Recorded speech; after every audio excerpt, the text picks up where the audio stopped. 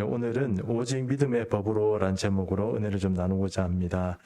지난 주간에도 율법과 또 믿음의 문제에 있어서 우리가 율법의 문제들을 좀 다루었습니다만, 오늘도 그 연속선상에서 율법과 복음의 문제를 좀 다루도록 그렇게 하겠습니다. 그런데 오늘 31절에 말하는 것처럼 유대인들이 겁내는 건 이겁니다. 지금 예수 그리스도의 이 복음이 이 율법, 하나님이 주신 모세를 통하여서 이스라엘 민족을 지금까지 지켜오고 약속의 민족으로 붙들어온 그 율법을 파괴하는 것이 아니냐 하는 그런 걱정을 하고 있는 것이죠. 그런데 사도 바울은 그게 아니라고 지금 얘기를 하는 겁니다. 사도 바울의 얘기는 이런 것이죠. 우리가 지금 오늘 이 본문도 읽고 있지만 율법으로는 온전해질 수 없다는 겁니다. 하나님의 의를 만족할 수 없다, 이렇게 되는 것이죠. 그래서 그 율법의 의를 만족할 수 없지만, 율법으로 하나님의 의에 이룰 수는 없지만, 하나님의 의, 그 믿음으로 그 의를 얻게 되고, 그리고 율법을 지키는, 그렇게 되면 율법이 완전해진다 하는 것입니다. 그 얘기를 지금 사도 바울이 지금 계속하고 있는 것입니다. 그래서 과거에 우리도 생각한 것처럼 율법을 지켜가지고 의롭다 이런 게 아니고, 율법이 마치 뭔가 부족하고 그 다음에 율법은 무너져야 되는 것처럼 그렇게 또 저도 어릴 때 그렇게 많이 들었고, 또 설교를 지금도 그렇게 하시는 분이 계십니다. 그런데 사도 바울의 얘기는 그게 아닙니다 하는 것을 여러분 오늘 로마서를 통해서 잘 이해하셨으면 좋겠습니다. 그래서 율법을 준수하는 문제에서 지난 주간에 제가 말씀드린 것처럼 칼빈이 자기가 예배를 이제 주관할 때, 그 예배를 주관할 때 맨 첫 번째 순서가 바로 십계명을 낭송하는 순서가 있었다, 그렇게 말씀드렸지 않습니까? 그러니까 율법이라는 것이 무너져야 된다 생각하는 것이 아니고 파괴되어야 된다. 이제 하나님의 복음으로 율법은 다 무너져도 돼, 율법을 안 지켜도 돼, 그렇게 말하는 것이 아니고, 하나님의 의를 만족하게 한 사람이 이제 또 율법을 지켜나가야 그 율법이 온전하게 된다는 것입니다. 왜 그렇게 말하느냐? 율법은 사람으로 하여금 어떤 행위를 강조하게 되어 있습니다. 그 법을 지키도록 그렇게 강제하게 되는 것이죠. 근데 그것을 강제하다 보면 자기는 착각을 한다는 것이죠. 내가 이 율법을 지킴으로 의롭게 된다고 착각한다는 것입니다. 그러나 사도 바울은 그렇게 해서 의로워지는 것이 아니고 오직 예수 그리스도를 믿음으로 의로워지는 것이다 하는 것을 지금 설명하고 있습니다. 그래서 지난주, 이번 주도 계속 이어서 이 믿음의 법 그리고 율법에 대해서 조금 더 설명을 하도록 하겠습니다. 그런데 이렇게 좀 설명을 듣고 나면 여러분들이 아마 율법의 문제는 좀 정리가 되지 않겠나 하는 그런 어떤 개인적인 생각도 좀 있습니다. 지난 주간에 우리가 살펴봤던 율법의 세 가지 용법에 대해서 우리가 한번 들어보셨지 않습니까? 오늘 주보에도 그 내용이 나와 있거든요. 그것을 참조해 보셔도 되고, 지금 율법의 세 가지 용법 PPT로 준비했는데 한번 같이 보도록 하겠습니다.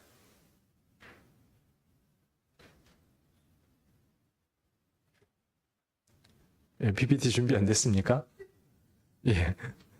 이거 오늘 준비가 돼야 되는데, 그러면 주보를 보고 하겠습니다.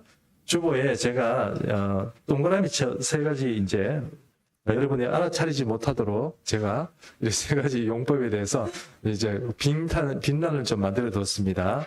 오늘, 구역 모임할 때 나누라고 그랬는데, 오늘 예배 시간에 좀 나누도록 하겠습니다. 율법은 세 가지 용법이 있습니다. 율법에 세 가지 용법이 있는데, 이것은 칼뱅이 이제 지금 주창한 것입니다. 첫 번째 용법은 무엇이냐? 그것은 율법의 정치적 용법입니다. 지금 화면에 나오죠? 정치적 용법입니다. 정치적 용법이라는 것은 이 율법을 가지고 정치를 할 수 있다는 것이죠. 사람들을 다스릴 수 있는 것입니다.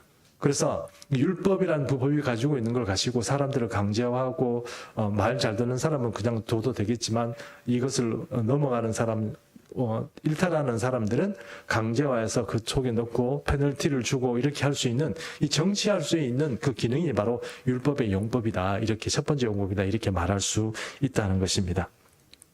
율법의 두 번째 용법은 교육적 용법입니다. 이 교육적 용법이라는 건 어떤 기능을 가진다는 뜻입니까?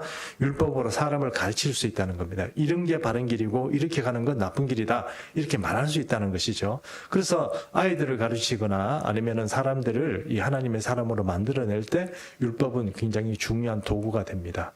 우리가 십계명 같은 것을 보면서도 우리가 하나님에 대한 법을 사람들이 배우지 않겠습니까? 다른 신들을 섬기면 안 돼. 하나님만 섬겨야 돼. 이게 율법의 첫 번째 문제잖아요.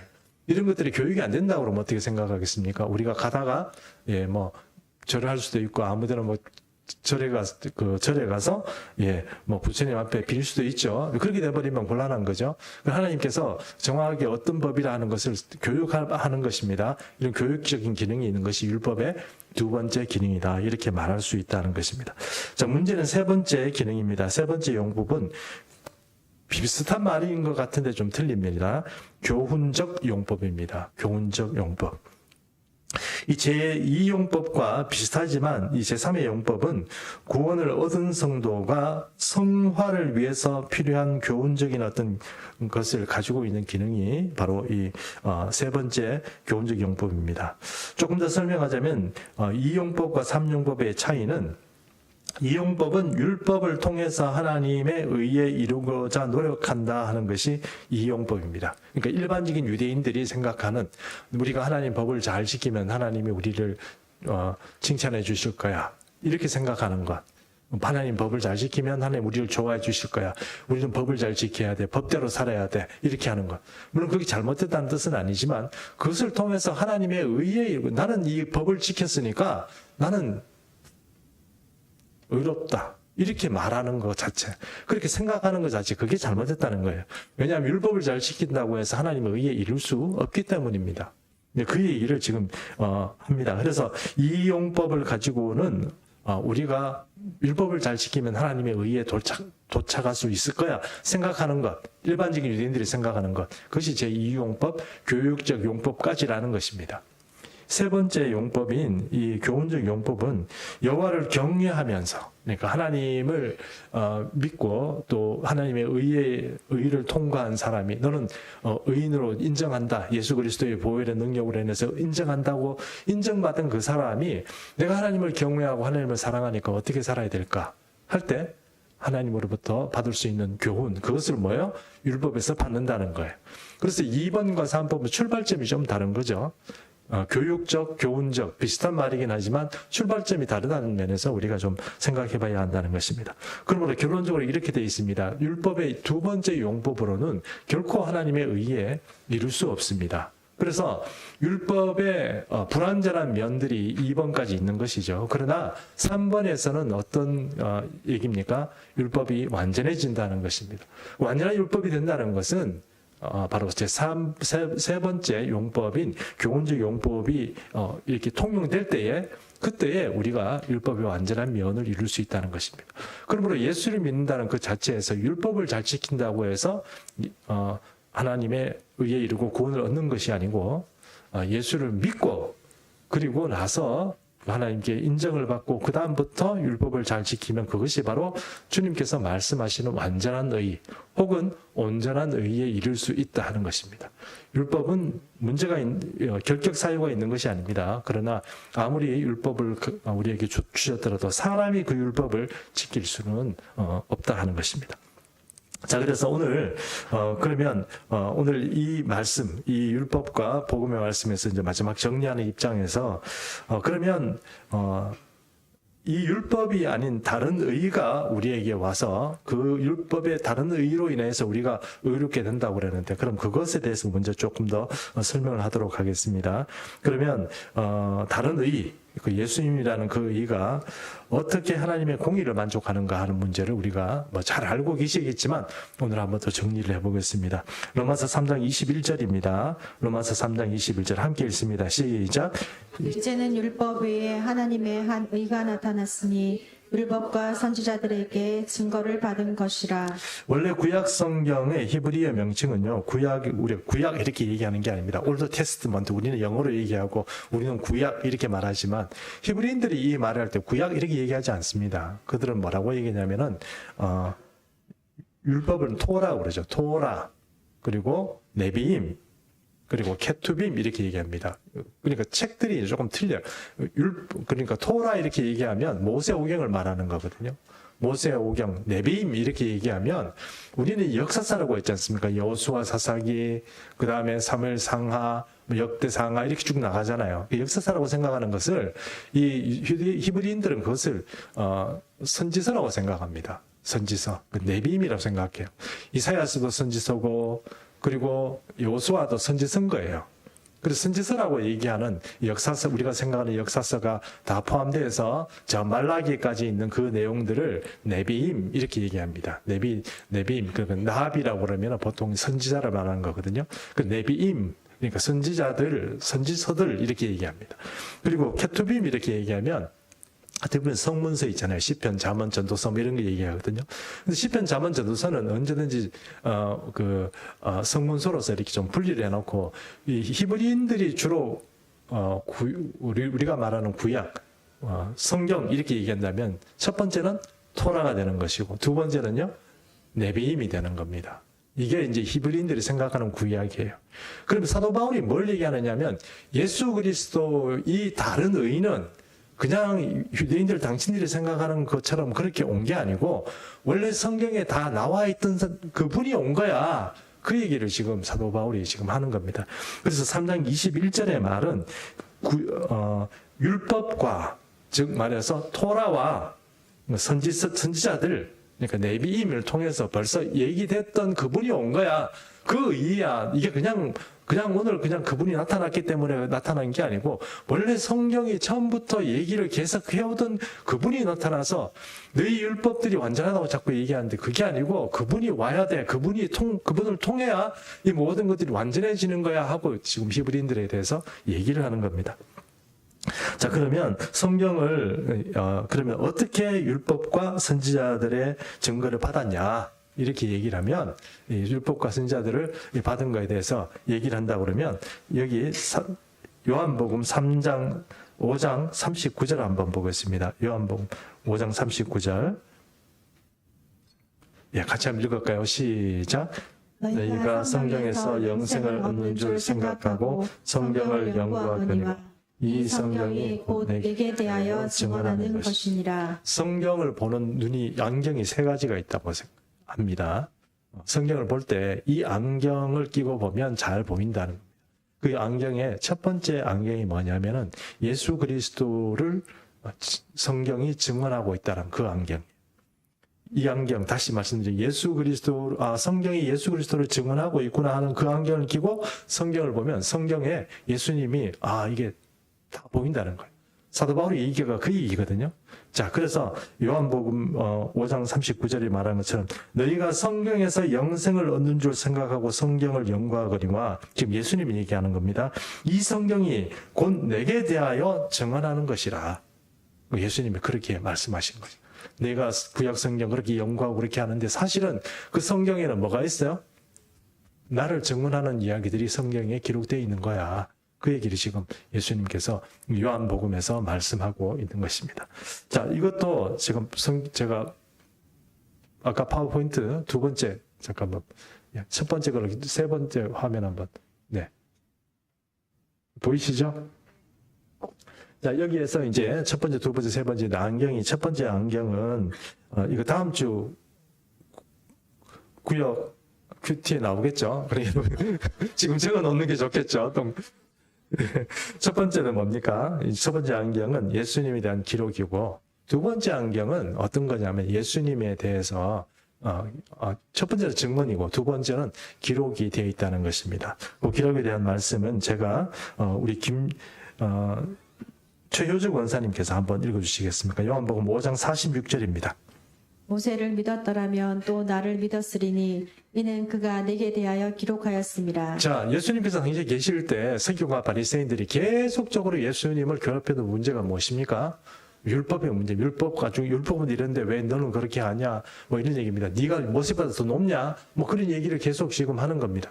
그 예수님께서 뭐라고 얘기합니까? 너희가 모세 이야기를 자꾸 그렇게 믿고 율법의 얘기를 자꾸 하는데 사실 그 모세를 제대로 믿었으면 나도 믿었을 것이다. 왜냐? 그가 내게 대하여 증언했기 때문에 그렇다. 이 얘기입니다. 자, 모세는 어느 시대의 사람입니까? 어느 시대의 사람이라는 건 제가 표현을 잘못했습니다만 모세가 쓴 책이 뭡니까? 모세 오경이죠. 신명기까지 모세 오경입니다. 이 모세 오경에 대해서 모세가 쓴 것입니다. 모세는 지금 자기가 모세 오경을 통해서 예수 그리스도를 자꾸 얘기하고 있다는 겁니다. 근데 사실 우리가 뭐 율법을 통해서 선지서들은 예수님에 대해서 많이 얘기를 하니까 예수님은 어디서 태어난다, 어떻게 돌아가신다, 또 예루살렘에 입성하실 때 나귀 새끼를 타고 뭐 입성하신다, 베들레헴에서 나신다, 뭐 이런 얘기들이 선지서에는 뭐 꽉 차 있잖아요. 그런데 율법서에는 그런 거 잘 모르잖아요. 근데 사실 성경을 조금 오래 공부하다 보면 율법서에서 예수 그리스도가 진짜 보입니다. 율법서에 보통 율법서에는 어떤 것들이 있느냐? 그 율법서에는 제사 이야기, 그리고 또 시즌, 그러니까 여호와의 절기, 그런 이야기들. 그 다음에 또 어떤 얘기냐면 그 제사와 어떤 성막 이야기 이런 것들이 사실 성경에 많이 있지 않습니까? 나머지들은 민수기의 말씀처럼 이스라엘 백성들이 움직이면서 나오는 이야기고 그런 어떤 이야기 말고 하나님께서 법으로 주신 여러 가지 이 세 가지를 잘 살펴보면 여기에 다 그리스도와 연결이 되어 있습니다. 그 얘기는 뭐 우리가 차차 하도록 하고 이 율법에는 예수 그리스도에 대해서 보여주지 않고 있는 것처럼 우리가 생각하지만 그게 아니고 율법도 사실은 예수 그리스도를 보여주고 있다는 겁니다. 그래서 우리가 이런 문제에 대해서는 조금 나중에 공부하도록 하더라도 율법 모세는 또 이 예수 그리스도에 대해서 얘기하고 있다는 것을 지금 예수님도 지금 바리새인과 서기관들 앞에서 말씀하고 있다는 것입니다. 세 번째 안경은 안경을 이렇게 끼고 성경을 볼 때 이 수건 커튼을 벗고 바라는 거예요. 이걸 가려놓고 자꾸 자기가 보고 싶은 대로 성경을 보면 예수 그리스도가 안 보인다는 거예요. 그래서 성경 고린도후서 3장 14절, 네, 여기는 이제 화면 거두셔도 되고요. 네. 자, 거두셔도 되고 고린도후서 3장 14절 말씀 우리 같이 한번 보도록 하겠습니다. 고린도후서 3장 14절 같이 읽습니다. 시작. 그러나 그들의 마음이 완고하여 오늘까지도 구약을 읽을 때에 그 수건이 벗겨지지 아니하고 있으니 그 수건은 그리스도 안에서 없어질 것이라. 그리스도가 오셔서 그리스도의 안경으로 보게 되기 시작하면 이 수건이 없어진다는 거예요. 수건을 이렇게 쓰고 계속 보니까 거기에 예수님이 안 보이고 메시아도 안 보이고 이 성경이 말하고 있는 율법과 그리고 네비임 선지서를 통해서 계속 하나님에 대한 예수 그리스도에 대해서 이 온전한 율법을 온전케 하시는 이분이 오시는데도 사실 율법을 주신 분인데 하나님이신 그 율법을 주신 하나님이신데 그분이 주신 그 율법을 제대로 이루지도 못하면서 그 율법을 온전케 하시는 분으로 오시는데 사람들은 자꾸 어떻게 생각하느냐, 저 사람이 혹은 사도 바울이 율법을 파괴하고 율법을 무시하고 율법을 없애려고 한다 하는 그런 이야기를 지금 계속 하고 있는데 그 잘못됐다 하는 것입니다. 플로이드 해밀턴이라는 사람이 있는데요. 그분은 기독교 신앙의 기초라는 책을 쓰신 분입니다. 이 책이 자기가 이제 그 책을 쓰면서 이 구약 성경에 나와 있는 예언들을 예수 그리스도에 대한 예언들이 몇 개나 있나 한번 조사를 해보니까 332개가 예수님에 대해서 표상하거나 아니면은 그분에 대해서 언급을 하고 있다는 것입니다. 또 페인이라는 것 학자도 성경 예언의 백과사전이라는 책을 썼는데 여기 보니까 그 사람은 자기가 191개를 찾았다는 거예요. 그 332개, 191개 이거를 이제 우리가 오늘 다 찾아서 공부를 할 수는 없지 않겠습니까? 그렇더라도 어쨌든 이런 학자들이 보니까 성경에도 이런 것 예수님에 대해서 계속 구약이 이야기하고 있더라는 것을 이렇게 지금 얘기하고 있는 것입니다. 우리가 일일이 다 그것을 찾아서 얘기할 수는 없지만 우리가 사실 몇 가지는 잘 알고 있지 않습니까? 예, 그러니 알고 있지만 바로 이런 우리 눈에 쓰여져 있는 이런 커튼들, 그러니까 이런 장막들을 수건들을 좀 걷어내면 예수님에 대해서 더 잘 보일 거다 하는 것입니다. 그래서 유대인들에게 하고 싶은 이야기는 무엇입니까? 너희가 지금 이렇게 가로막고 있는 이 수건을 좀 걷고 봐라 하는 것입니다. 그렇게 되면 너희가 율법을 온전케 하시는 어떤 그런 하나님의 보이실 것이다 하는 것입니다. 자, 아까 제가 말씀드린 것처럼 우리가 구약 성경에서 말하고 있는 특별히 율법에서 말하고 있는 절기, 그 다음에 성막, 그 다음에 제사, 이 모든 것들이 예수님과 관련되어 있다 하는 것을 우리가 알 수 있다는 것입니다. 그러므로 제사도 공부할 필요가 있고 성막도 공부할 필요가 있고 절기도 따로 공부할 필요가 있습니다. 저도 사실은 잘 몰랐습니다. 근데 목사가 돼도 사실은 대부분 잘 몰랐습니다. 저도 목사가 되고도 잘 몰랐죠. 그러나 어느 순간 하나님께서 이 눈들을 열게 하시니까 이것들이 전부 다 예수 그리스도를 상징하고 하나님 나라를 상징하는구나 하는 것들을 나중에 좀 깨닫게 되었다는 것입니다. 우리 교우들은 제가 목사가 이제 깨닫게 되었으니까 계속 공부하고 그렇게 되면 여러분도 다 이제 알지 않겠습니까? 그런 은혜가 있기를 축복합니다. 그다음에 그러면 이렇게 된 이 하나님의 의로 오신 이분, 성경이 증거하고 있는 이분, 그럼 이분을 어떻게 했길래 사람들이 의롭게 구원받을 수 있냐 하는 것입니다. 어떻게 하나님께서 하셨길래 이 하나님의 의가 충족이 되어서 이제 율법의 온전한 의에 이르도록 사람을 만들어 가느냐 하는 것입니다. 공동번역 로마서 3장 25절과 26절을 보겠습니다. 우리 성경도 좋은데 공동번역 보면 조금 더 우리가 잘 이해할 수 있도록 그렇게 되어 있기 때문에 제가 공동번역을 좀 가져왔습니다. 25절 말씀 최효주 권사님 좀 읽어주십시오. 그리스도를 믿는 사람에게는 죄를 용서해 주시려고 하나님께서 그리스도를 제물로 내어주셔서 피를 흘리게 하셨습니다. 잠깐 여기까지요. 자, 하나님께서 그리스도를 이분을 우리가 그 대속 제물로 이렇게 속죄 제물로 하나님께서 이 목숨을 끊음으로써 어떻게 해요? 우리를 의롭게 만들어 주시는 것입니다. 하나님께서 우리 대신 예수 그리스도를 피 흘리게 해서 우리로 의롭게 해주시는 거예요. 우리가 의롭다고 인정받을 수 있도록 율법이 만족시킬 수 있도록 그렇게 예수 그리스도를 죽이시는 거예요. 그 누구 대신요? 우리 대신 말입니다. 우리 대신 죽도록 하신 겁니다. 계속해 주세요. 이리하여 하나님께서 당신의 정의를 나타내셨습니다. 과거에는 하나님께서 인간의 죄를 참고 눈감아 주심으로 당신의 정의를 나타내셨고 오늘날에 와서는 죄를 물으심으로써 당신의 정의를 나타내셨습니다. 자, 여기까지 잠깐 끊을게요. 과거에는 하나님께서 참고 제가 죄를 지었습니다. 저 죄를 참고 그냥 눈감아 주심으로 넘어갔습니다. 즉 제사를 지내고 이러면은 동물의 피가 어떻게 사실 여러분 그게 죄가 다 제게 되겠습니까?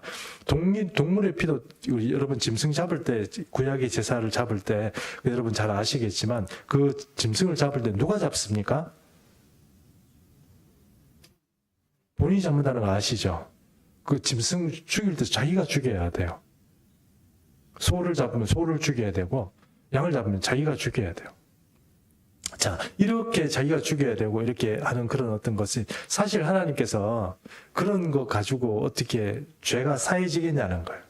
그러니 이 짐승을 수천 마리 수만 마리 죽여도 사람의 그 본성과 변화된 삶, 온전한 삶이 구원 얻을 수 있는 하나님의 공의를 만족하는 그런 사람이 있을 수가 없는 거죠. 자, 그런데 그러므로 하나님께서는 어떻게 해주셨냐? 그것을 눈 감아 주셨다는 거예요. 눈 감아 주신 거예요. 의롭게 되었다는 것이 아니라 눈 감아 주신 거예요. 용서해 주신 거예요. 넘어가 주신 거예요. 근데 지금은 이제는 어떻게 하느냐? 그렇게 하는 게 아니고 책임을 묻는 거예요. 죄를 묻는 거예요. 신문하는 거예요. 그래서 신문해서 누구를 죽여요? 예수 그리스도를 죽였다는 거예요. 이제는 이번에는 넘어가지 않고 더 이상 넘어갈 수 없으니까 누구를 죽이심으로? 예수 그리스도를 죽이심으로 하나님의 의를 나타내신 거예요. 봐라, 죄를 내가 벌하였다. 누가 대신 죽었냐? 예수님께서 죽으신 거예요. 이것이 바로 지금 예전에는 죄를 눈감아 주심으로 당신의 정의를 나타내셨고 오늘날 와서는 죄를 물으심으로 당신의 정의를 나타내셨다는 것입니다. 물으셨는데 누구에게 물으신 것입니까? 예수 그리스도에게 물으신 것입니다. 계속 읽어주십시오. 이렇게 해서 하나님께서는 당신이 올바르시다는 것과 예수를 믿는 사람이면 누구든지 당신과 올바른 관계에 놓아주신다는 것을 보여주십니다. 예수 그리스도를 통해서 그분을 믿은 사람이라면 짐승이 죽어버린 것처럼 예수께서 죽으심으로 대신 죽으심으로 내 죄가 예수 그리스도에게 전가되어서 없어졌다 하는 것입니다. 그래서 나를 하나님께서 의롭다고 인정해 주시게 되었다 하는 것입니다. 이렇게 안 죽이고 하나님의 공의를 나타낸 것이 아니고 하나님의 공의는 죄를 처단하는 거예요. 그 처단하는데 그 처단이 내 대신 예수 그리스도께서 처단당하신 거. 그래서 하나님의 의를 나타내신 거예요. 이게 공의다. 죽어야 돼. 죄는 이렇게 공의를 나타내시고 그 대신 아들이신 예수 그리스도께서 돌아가심으로 하나님의 의도 나타내시고 우리도 그 예수를 믿는 자에게는 살아나게 되는 그런 하나님의 공의를 만족하게 되는 그런 결과를 가져왔다 하는 것입니다. 그러므로 예수를 믿으면 그것이 율법을 파괴하는 것이 아니고 예수를 믿게 되면 바로 율법이 요구하는 하나님의 공의, 하나님의 정의를 하게 되는 것이 바로 예수를 믿는 것이다 하는 것을 지금 예수님께서는 말씀하고 있는 것입니다. 그러므로 율법의 제2용법으로는 도저히 건너뛸 수 없는 제3용법과의 그 간격이 그 사이에 예수 그리스도의 죽으심으로 인해서 우리가 의롭게 되었다고 하고 그리고 그 의롭게 된 것으로 인해서 제3용법의 그 수준으로 우리가 넘어가게 되었다 하는 것입니다. 그래서 로마서 3장 31절 한번 읽겠습니다. 로마서 3장 31절입니다. 그런즉 우리가 믿음으로 말미암아 율법을 파기하느냐? 그럴 수 없느니라. 도리어 율법을 굳게 세우느니라 이랬습니다. 사도 바울의 이야기는 무엇입니까? 우리가 이렇게 예수 그리스도를 믿으면 율법을 파기하는 것이냐? 아니야. 그게 아니고 그 율법과 선지를 통해서 나타나신 그 의를 통해서 율법이 굳게 세워지는 거야.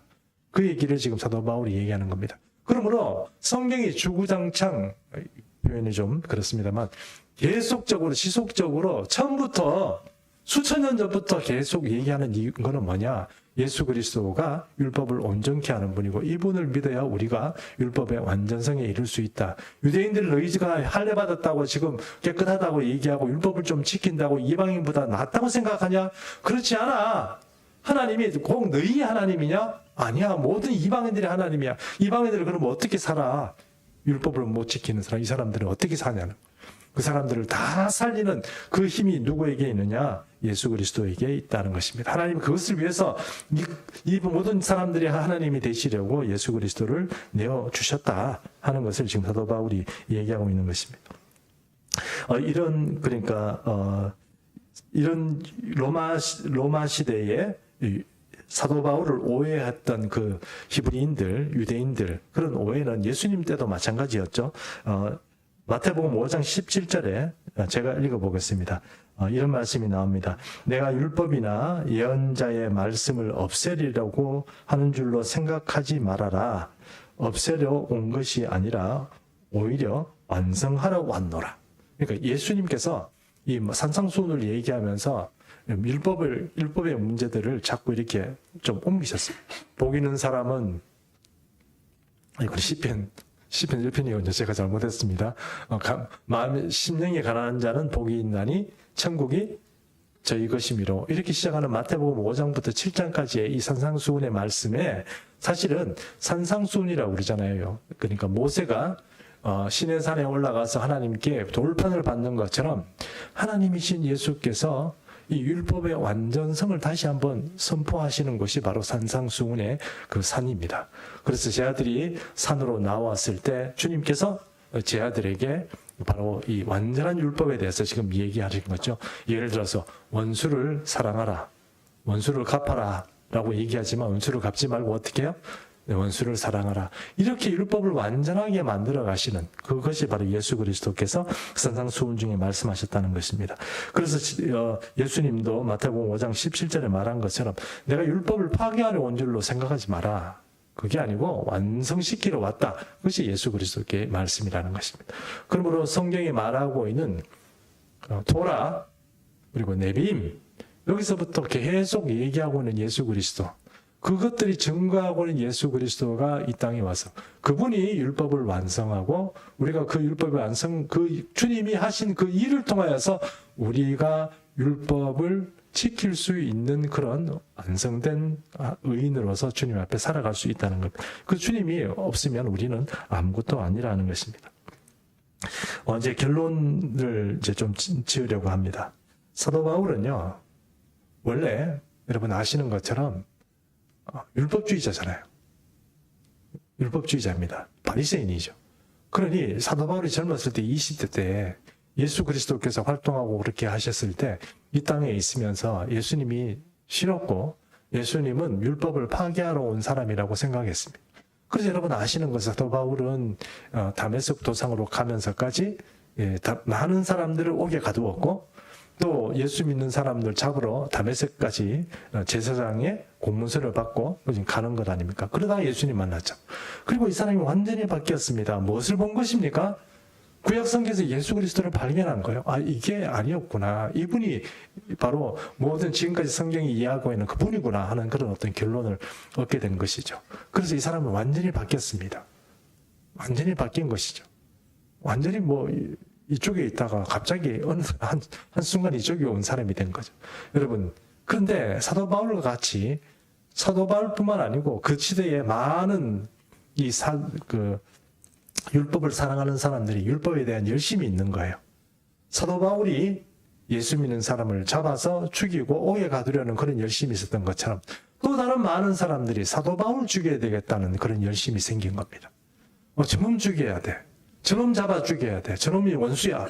이렇게 생각하고 많은 율법을 추종하는 사람들이 사도 바울을 죽이려고 했습니다.